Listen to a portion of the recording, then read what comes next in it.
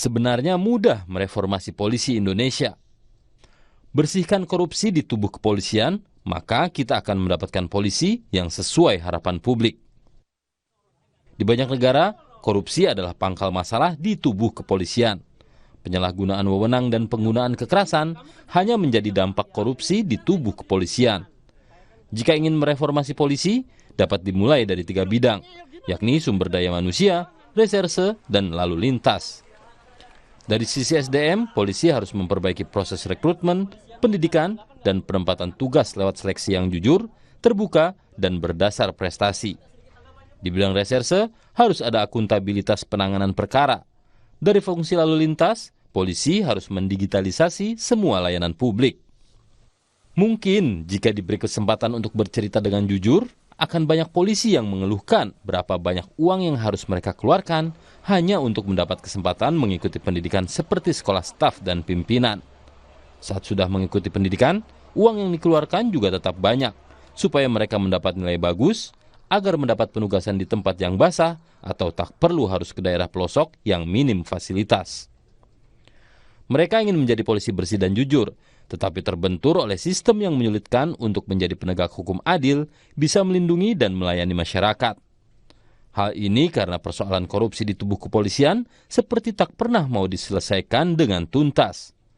Masih ingat kasus cicak versus buaya atau perseteruan KPK dengan polisi yang berjilid-jilid? Dari skandal korupsi di Korps Lalu Lintas, kasus rekening gendut, hingga dugaan aliran uang kepada para perwira tinggi yang tercatat di buku merah, semua tak pernah dapat diselesaikan dengan tuntas dan sistemik. Tak sulit mengetahui indikasi korupsi di tubuh kepolisian. Lihat saja harta kekayaan, aset, dan gaya hidup mewah para perwira kepolisian serta keluarganya. Rakyat dengan mudah dan kasat mata melihat perolehan harta kekayaan mereka jauh melampaui profil penghasilan resminya. Namun, pemerintah dan DPR sepertinya membiarkan fenomena ini.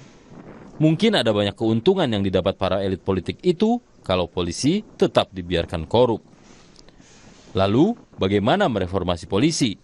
Negara harus memberikan uang yang cukup bagi polisi untuk bekerja, berikan gaji dan remunerasi yang baik agar mereka tak perlu mendapat uang dari pihak lain, apalagi pihak yang bermasalah dengan hukum. Bagaimana dengan polisi yang sudah kaya raya tetapi hartanya diduga hasil korupsi? Berikan amnesti, tetapi setelahnya harus melaporkan kekayaannya secara jujur kepada negara. Setelah diberikan ampunan, tetapkan aturan tegas seperti UU perampasan aset. Jika setelah itu masih ada polisi yang kekayaannya melebihi profil penghasilan resminya, negara harus dapat merampas aset dan harta mereka. Seperti rumus di negara manapun, mereformasi polisi berarti menciptakan polisi yang jujur dan tidak korupsi. Polri sebenarnya dapat dengan mudah melakukannya, karena pernah punya teladan baik polisi jujur dan bersih lewat sosok mantan Kapolri Jenderal Polisi Hugeng Iman Santoso.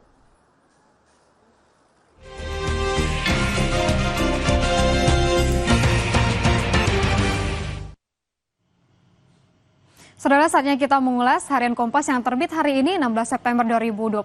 Kita awali dengan informasi pertama, ada judul besar di sini, Bombardir Stimulus Ekonomi Dimulai.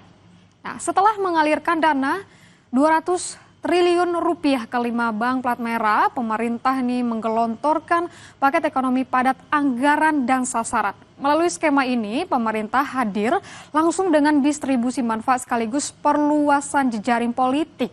Selang 2 pekan setelah gejolak sosial politik yang memakan 10 korban jiwa dan perusakan di sejumlah daerah di Indonesia, pemerintah meluncurkan paket ekonomi besar-besaran. Paket ini terdiri dari 8 program akselerasi perekonomian 2025, 4 program lanjutan pada 2026, serta 5 program penyerapan tenaga kerja. Paket ini dibahas dalam rapat terbatas dipimpin oleh Presiden Prabowo Subianto di Istana Merdeka di Jakarta pada Senin 15 September 2025. Lalu kita ke foto besar yang ada di halaman muka saudara.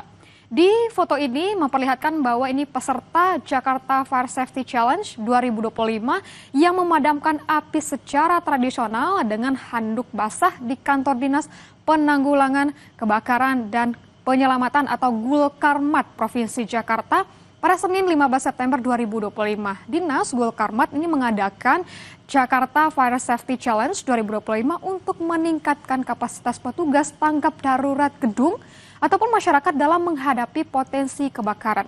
Acara ini diikuti oleh 440 sukarelawan pemadam kebakaran dari 44 tim kecamatan serta 1.456 anggota tim tanggap darurat dari 112 perusahaan. Namun sekarang kita bergeser ke bawah, saudara. Di bagian bawah, di bawah foto ini ada informasi terkait dengan literasi.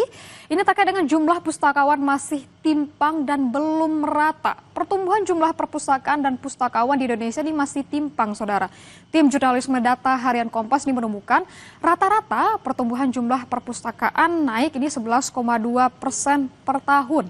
Angka ini merujuk pada data perpustakaan nasional pada 2020 hingga 2024. Jumlah perpustakaan tahun 2020 ini sebanyak 145.196 unit dan tahun 2024 ini bertambah menjadi 219.415 unit. Adapun dalam periode yang sama ini, saudara, pustakawan hanya tumbuh sebesar 10,7% per tahunnya. Kondisi ini membuat rasio jumlah perpustakaan dengan pustakawan ini sangat besar. Tahun 2024 secara nasional ini perbandingannya satu pustakawan menangani 38 perpustakaan. Lalu kita bergeser ke foto paling bawah, saudara. Di foto paling bawah di halaman muka di Harian Kompas ini adalah foto yang memperlihatkan Sudan Gurung. Ini tokoh kunci pengunjuk rasa generasi Z di Nepal. Ini bertemu dengan keluarga korban yang tewas dalam bentrokan dengan petugas keamanan di luar Rumah Sakit Pendidikan Universitas Tribhuvan di Kathmandu pada Sabtu 13 September 2025.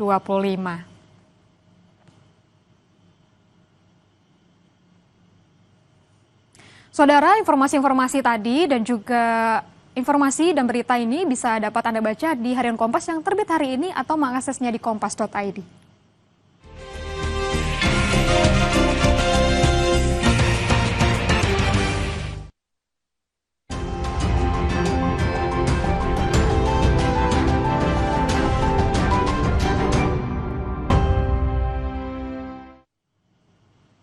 Saudara, kita pantau arus lalu lintas pagi ini dari beberapa wilayah di Indonesia bersama petugas NTMC Polri Brigadir Rizka. Selamat pagi, Brigadir Rizka, silakan dengan laporan Anda. Ya baik, selamat pagi Rahma dan selamat pagi juga saudara. Menemani aktivitas pagi hari Anda, kami akan mengajak Anda untuk memantau bagaimana situasi lalu lintas terkini langsung dari CCTV Polri. Dan yang pertama yaitu dari Simpang Pancoran, Jakarta Selatan. Kondisi arus lalu lintas pada pagi hari ini mulai nampak ramai di kawasan ini dan terjadi perlambatan kecepatan jelang antrian traffic light yaitu dari arah Pasar Minggu maupun Depok yang akan mengarah ke Semanggi, Tebet dan juga Manggarai.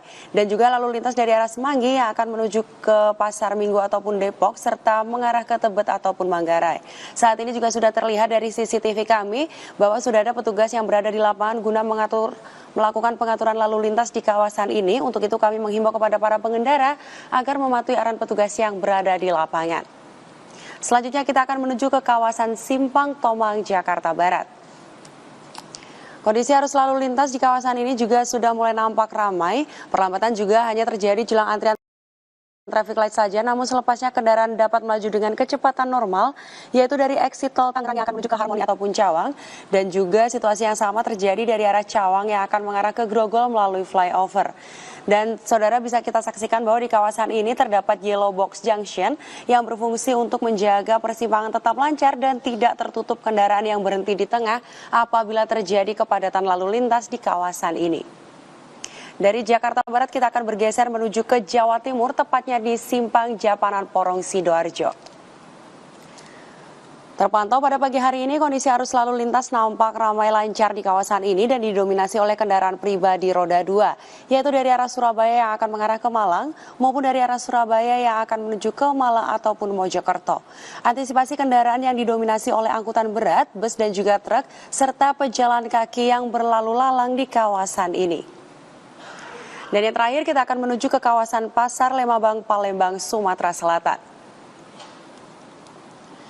Kondisi arus lalu lintas di kawasan ini memang sudah nampak adanya perlambatan kecepatan yang disebabkan oleh adanya pertigaan dan juga angkutan umum serta aktivitas masyarakat yaitu pasar di kawasan ini, yaitu dari Jalan RE Marta Dinata yang akan menuju ke Pasar Kuto ataupun Pelabuhan Bom Baru maupun dari arah sebaliknya, dan juga dari Jalan Bambang Utoyo yang akan menuju ke Jalan RE Marta Dinata. Kami mau kepada para pengendara untuk tetap berhati-hati dan juga menggunakan kelengkapan berkendara mengingat ramainya aktivitas lalu lintas di kawasan ini. Dan perlu kami informasikan juga saudara bahwa berdasarkan data IRSMS dari Korlantas Polri dalam kurun waktu 1 kali 24 jam telah terjadi sebanyak 219 kasus kecelakaan lalu lintas dengan rincian jumlah korban yaitu 25 meninggal dunia, 31 luka berat dan juga 336 luka ringan. Dari 219 kasus kecelakaan tersebut 35% terjadi karena kelalaian pengendara. Untuk itu kami selalu menghimbau kepada para pengendara agar selalu mematuhi peraturan lalu lintas serta selalu berkonsentrasi ketika Anda berkendara demi kelancaran arus lalu lintas dan keselamatan bersama. Dan untuk informasi lalu lintas terkini tentunya kami juga siap untuk melayani Anda di 15669 atau melalui SMS Center di 9119. Stop pelanggaran, stop kecelakaan, keselamatan untuk kemanusiaan menuju Indonesia tertib dan salam presisi. Demikian laporan dari Brigadir Rizka langsung dari studio NTMC Polri. Kembali ke Rahma, silahkan. Terima kasih laporannya Brigadir Rizka. Selamat kembali bertugas.